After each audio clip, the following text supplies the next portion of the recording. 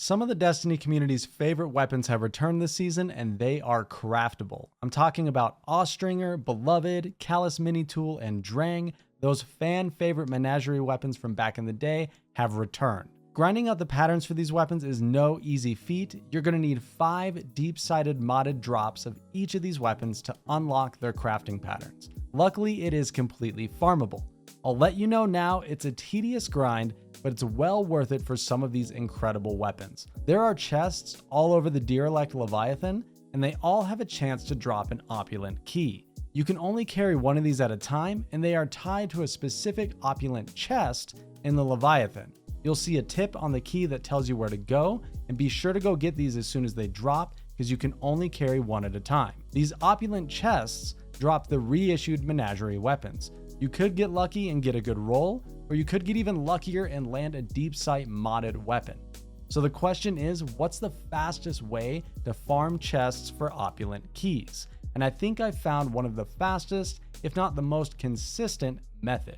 I don't want to keep you here all day, so let's get right into it. First off, you need a chest detector mod on your Ghost. The further range, the better. And I recommend a sniper or scout rifle, as you can ADS and see chest icons on your HUD from farther away. Use any means necessary to move as quickly as possible.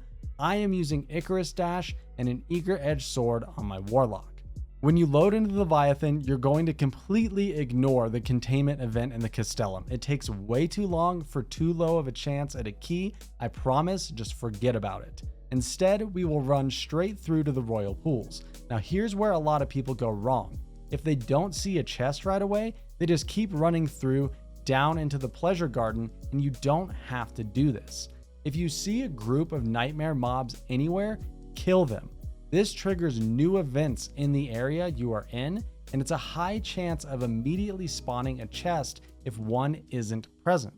It sounds crazy, but I have video proof of it occurring multiple times. Also, a lot of these packs of mobs or these mini events will drop chests themselves. These are high value targets or nightmare guarded chests, and these can also drop Opulent Keys. When an area chest does spawn, you can do the famous double dip, where you loot the chest and immediately start running towards another area of the Leviathan. As soon as you hit the load zone and you see the name of the next zone pop up, you immediately turn around and run back. If you're fast enough, you can make it back to that chest in the area and loot it again for pure profit. You can consistently get 2 to 4 chests this way in less than 5 minutes. Now, once you've completed a cycle in an area, then you will move on to the next zone. So you'll go from the Royal Pools down into the Pleasure Gardens and back. Make sure you kill all the nightmare mobs that you see, clear out all the little events going in the area, and you'll get those area chests to spawn as well as the event chests. You'll be getting tons of opportunities at these keys. Anytime you enter one of these zones, ADS your sniper and look around for any spawn chests, double dip them if you can, and then immediately start searching for the nightmares or mini events. If the room seems dry, then you will leave and go back to the other area. You just go back and forth between these two zones, clearing nightmares and events, and double dipping on those area chests every time that we can.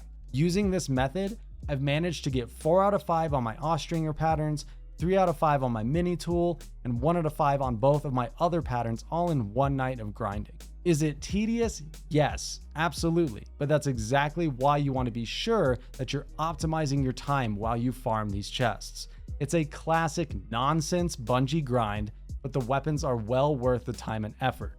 Keep in mind, this will get easier as you upgrade the Crown of Sorrow, as you'll eventually be able to focus engrams for chances at these weapons as well.